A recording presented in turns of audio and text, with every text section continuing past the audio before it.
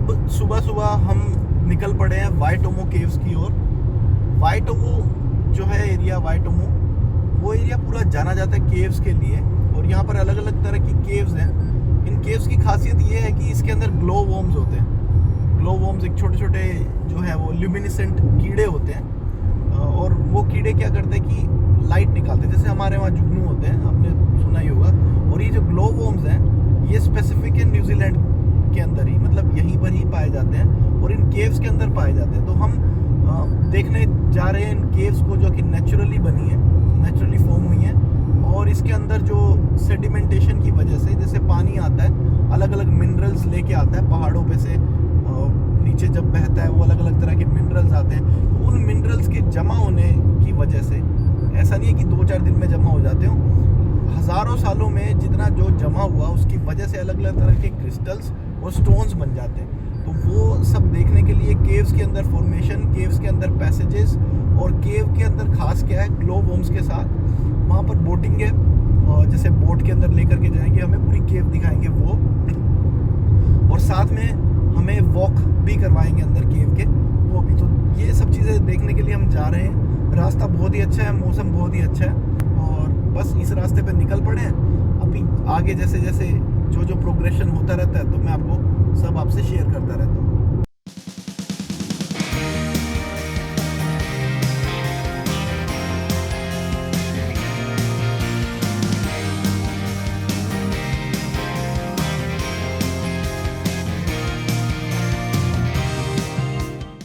तो ऑलमोस्ट आ गए हम, जो हमारा केव एडवेंचर है स्पेल बाउंड नाम से, और उनके पास पहुंचते समय ये सड़क जस्ट 2-3 मिनट की जो लास्ट राइड बची है उसमें ये सड़क थोड़ी अजीब सी है। अदरवाइज पूरे रास्ते बहुत अच्छी सड़क थी, एकदम मतलब मक्खन की तरह गाड़ी चलकर आई है। बट यहाँ पर थोड़ा सा है, जो शायद ये सड़क बना रहे हैं या कंस्ट्रक्शन का वर्क चल रहा है इसलिए। अब मैं आ गया हूँ स्पेल बाउंड जो टूर्स है, स्पेल बाउंड केव एडवेंचर्स है, उनके ऑफिस पर। और यहाँ पर ऑफिस पर आने के बाद मैंने जस्ट चेक इन किया, वेरी इजी, गया और जस्ट अपना टिकट दिखाया और मेरा चेक इन हो गया, अपना नाम बताया एंड दैट्स इट। बट हाँ, यहाँ पर जो है काफ़ी ठंड है, और केव के अंदर जाएंगे तो और भी ज़्यादा ठंड होने वाली है। तो इसीलिए इन्होंने इंस्ट्रक्ट किया था पहले ही कि अपनी जैकेट ज़रूर लेकर के आना। तो मैं अपनी एक ही जैकेट है जो लेकर के आया था, 2 लाया था एक्चुअली। एक है जो मैं यहाँ पर पहन सकता हूँ, ये वाली। तो ठंड होगी क्योंकि अंदर इन्होंने बोला है कि 12 से 14 डिग्री के करीब का जो टेम्परेचर होगा केव के अंदर, और यहाँ पर भी काफ़ी ठंड है। तो इस सब के लिए, और दूसरा इन्होंने बोला था कि जो कैमरा है वो आप अपना लेकर के आ सकते हो। तो जब आप यहाँ पर कोई टूर बुक करें, तो जैसे केव एडवेंचर का कोई भी बुक करेंगे, तो इस चीज़ का आप ध्यान रखिएगा कि आप जो टूर बुक कर रहे हैं, जैसे ये स्पेल बाउंड टूर है, तो उस टूर के अंदर कैमरा अलाउड है कि नहीं। क्योंकि काफ़ी सारे जो टूर्स हैं वो ऐसा ऑफ़र करते हैं कि कैमरा अलाउड नहीं होता, बट आप अंदर जा सकते हैं। कैमरा इसीलिए अलाउड नहीं होता क्योंकि जो ग्लो वॉर्म्स हैं अंदर, और भी जो उधर का जो नेचुरल इकोसिस्टम बना हुआ है केव के अंदर का, तो काफ़ी एनिमल्स हैं जो वो डिस्टर्ब हो सकते हैं और इस तरह की चीज़ हो सकती है। तो इसीलिए कैमरा अलाउ नहीं करते काफ़ी सारे। बट ये वाला जो टूर है इन्होंने कैमरा अलाउ किया हुआ है। तो अब मैं रेडी हूँ जाने के लिए केव के अंदर। तो अब बस वेट है मुझे कि कब वो आएंगे और हम आगे चलेंगे। तो ये वाली जो वैन है, इस वैन में हम सभी को बिठा करके ये लोग लेकर जाएंगे केव की तरफ। हमारे जो गाइड हैं वो बहुत ही अच्छे थे, और उन्होंने पूरे रास्ते को दिखाया और पूरे रास्ते के बारे में बताया कि यहाँ पर क्या है, कैसे। जो पूरा ये आप पहाड़ दिख रहे हैं सारा लाइमस्टोन्स का बना हुआ है, और लाइमस्टोन्स की लेयर्स हैं जो इस पूरे रास्ते पे बनी हुई हैं। इसी के साथ इन्होंने एक राइट साइड पर जो एक वैली है वो दिखाई। वो वैली का फॉर्मेशन या फिर अंदर नीचे केव है, वो फॉर्मेशन इस तरह से हुआ कि देखिए, जैसे ये पेड़ आपको दिख रहे होंगे, अब पानी धीरे धीरे करके इकट्ठा होता रहा लाइमस्टोन के ऊपर, और एक टाइम ऐसा आया कि जब वो बहुत सारा एक डिपॉजिट बन गया, और क्योंकि वो नीचे रिस रहा था पत्थरों के अंदर से, तो एकदम से वो पत्थर जो है वो कोलैप्स कर गए, और नीचे की तरफ वो जो पूरा ऊपर का पहाड़ था या पत्थर थे वो नीचे धंस गया। उसके धंसने की वजह से ये इस तरह की फॉर्मेशन बनी। तो ये पूरा टूर बस का बहुत अच्छा था। थोड़ा सा आगे बढ़ते ही हम इस पूरे एरिया की सुंदरता से इतने प्रभावित हुए कि हमें एक रॉक भी दिखी इसके बीच में, और इस रॉक को देखने के लिए हम रुक गए। ये जो रॉक का एक छोटा सा टुकड़ा है वो एक लाइमस्टोन की लेयर्स का एक टुकड़ा है, वैसे तो ये पूरा एरिया आपको बता दूं, जितने भी दूर दूर तक ये पहाड़ आप देख रहे हो, ये पूरा इसी तरह की परतों से बना हुआ है, लाइमस्टोन की परतों से। तो ये एरिया पूरा पहाड़ एक एक समय पर ये सब मिलियंस ऑफ ईयर्स अगो पानी के नीचे था, 100 मीटर नीचे लगभग, और आज ये 100 मीटर लगभग ऊपर है। तो कुदरती शक्तियों की वजह से धीरे धीरे करके लैंड का जो पूरा पीस है ये ऊपर आ गया। अब ये है लाइमस्टोन जो आप सामने देख पा रहे हो। ये जो लाइमस्टोन है ये परतों में बना होता है, एक एक करके परत बनती है। लाइमस्टोन बनता कैसे है? लाइमस्टोन के बनने का जो प्राकृतिक तरीका है वो ये है कि जब सी शेल्स या फिर जितनी मछलियाँ या सी ऑर्गेनिज्म होते हैं उन सब की हड्डियाँ या उनके जो शेल होते हैं वो इकट्ठे होते रहते हैं, और अपने समुद्र के तल के नीचे जब वो बैठ जाते हैं और ऊपर पानी के प्रेशर होने की वजह से जब इन पर इतना दबाव पड़ता है तो ये इकट्ठे होकर इस तरह का एक लेयर बना देते हैं।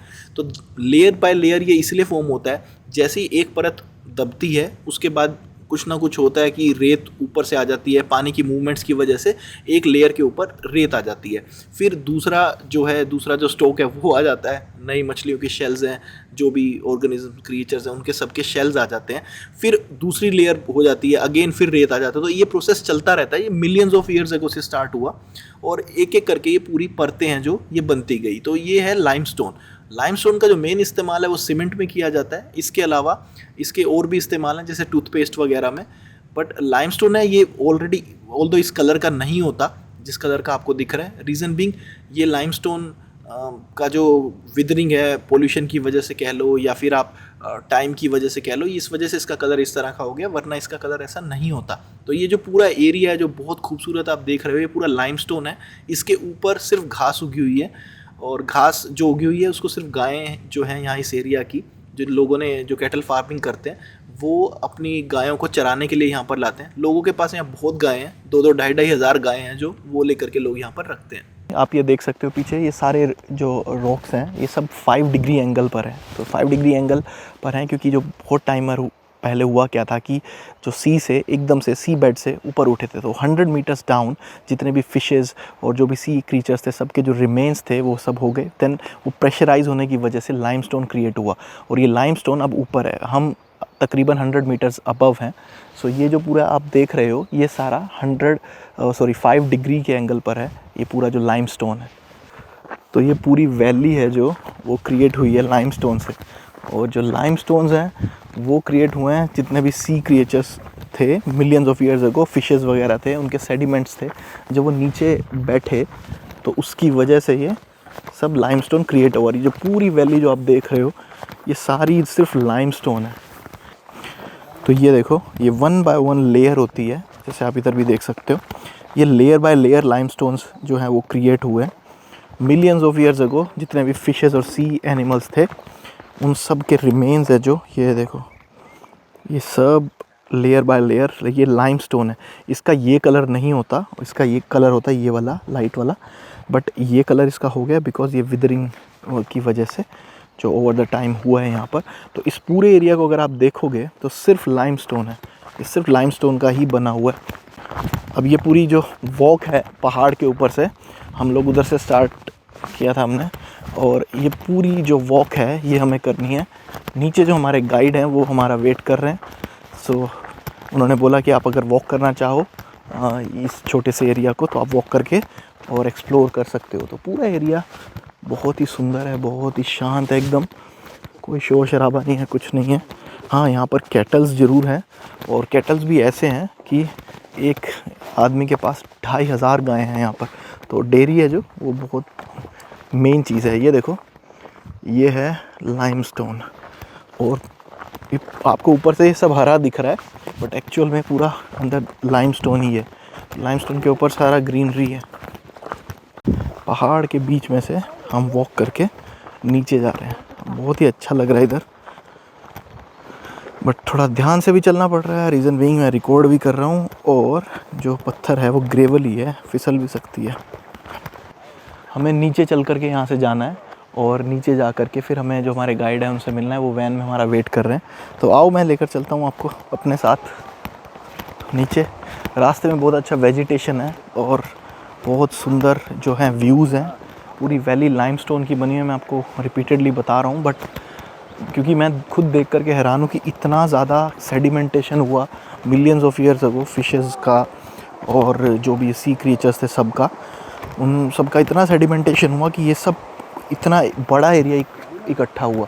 और ये फूल देखिए कितने प्यारे लग रहे हैं यहाँ पर, पता नहीं कौन से फूल हैं ये, बट बहुत प्यारे लग रहे हैं। अब मैं नीचे चलता हूँ थोड़ा और ये सीढ़ियाँ हैं जो कि बनी हुई है। नीचे रिवर जो है वो फ्लो कर रही है, आपको शायद उसकी थोड़ी थोड़ी आवाज़ भी आ रही होगी। तो नीचे जो है वो रिवर फ्लो कर रही है, और यही वो रिवर है जो लाइमस्टोन है उसे उनके बीच में से आती है, तो उन्हें काटती रहती है। कई बार क्या होता है कि जो वैली है, जो पूरा पहाड़ है, वो एकदम से नीचे, क्योंकि धीरे धीरे बीच में से काटती रहती है जो नदी है उस लाइमस्टोन को, तो एक टाइम ऐसा आता है जब पूरी वैली ही नीचे धंस जाती है, तो पूरा पहाड़ नीचे धंस जाता है। तो इस तरह का भी यहाँ पर होता है, बट इस पानी की वजह से ही, क्योंकि यही जो नदी है, ये जो रॉक्स हैं उनके अंदर से बाहर आती है, तो यही वो नदी है जो रिस्पॉन्सिबल है इस पूरे जो भी ये पहाड़ बना है लाइमस्टोन्स की वजह से, सब जगह बनी है, उसके लिए यही वो नदी है जो रिस्पॉन्सिबल है। तो मिलियंस ऑफ ईयर्स अगो से ये नदी, इसका ज़रूर विकराल रूप रहा होगा, तो ये नदी है जो है वो हुई है। तो ये वो नदी है जो उधर से आती है, और ये केव्स के अंदर से ही होकर के आ रही है। अब ये नदी सीधी जाती है, इसका एक टुकड़ा ये इधर जो केव है ये बनी हुई है, इस केव के अंदर चला जाता है, और यही लाइमस्टोन की बनी है, तो पूरे लाइमस्टोन को कट करते हुए ये आगे चली जाती है। तो इसके हमने वॉक किया ऊपर पहाड़ से यहाँ तक, बहुत ही सुंदर, बहुत ही अद्भुत जो है वो नज़ारा है यहाँ पर। ये नदी ही है जो अंदर जाएगी। अब इसको अंदर से देखते हैं। तो हमें रास्ते में ये एक ईल मिल गई है, तो ये ईल है, ये देखो। और हमारे गाइड जो हैं वो इसे खाना खिलाएंगे, ये इसे पकड़ेंगे, ये देखो।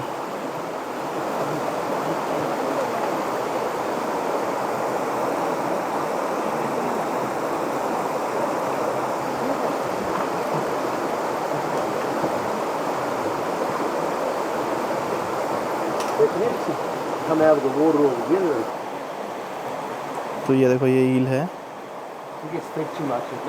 और ये 40 साल इसकी उम्र है।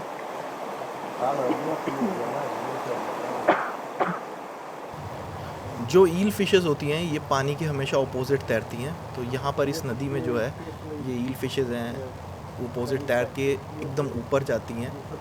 इसमें कई साल लग जाते हैं ऊपर जाकर के, फिर वहाँ पर इनकी ब्रीडिंग होती है, और जैसे ये ब्रीड करती हैं उसके बाद ये डाई हो जाती हैं, मर जाती हैं। तो मरने के बाद जो नई फिशेस हैं, जो नई एग्स हैं, उनसे फिशेस निकलती हैं ईल, और वो ईल फिशेस दोबारा से अपना पूरा सफ़र तय करती हैं। तो ये हमेशा पानी के अपोजिट ही चलती रहती हैं। यहाँ पर 2 फिशेस हैं जो ये मिली हैं, और इनको खाना जो है वो हमारे गाइड हैं वो खिला रहे हैं। बहुत ही प्यारी फिशेस हैं।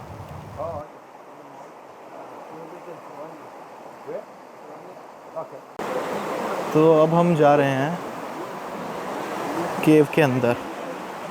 सो ये है केव, ये देखो, यहाँ सिर बचा करके ये केव की एंट्री है।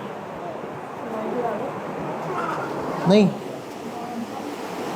तो ये है देखो केव की एंट्री। तो ये रिवर जो है ये यहाँ से फ्लो करती है इसके अंदर। अब देखो अंदर किस तरह से केव है।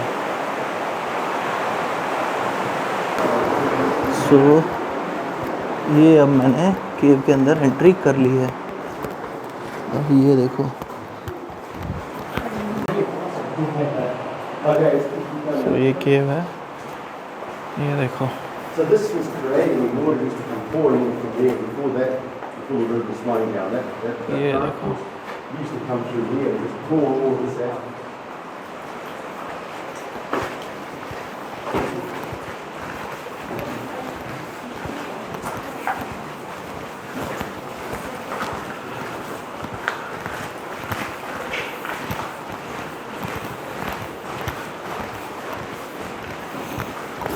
There's a handrail on the right hand side here. Just hold on to that and follow it down to where I am. ये देखो,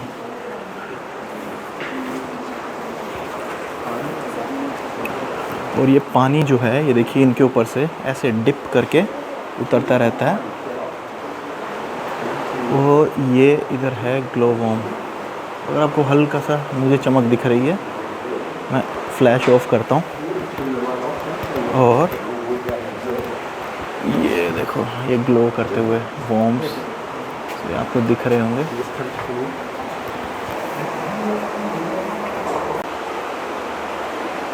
ये देखो ग्लो करते हुए वॉर्म्स ये दिखाई दे रहे हैं।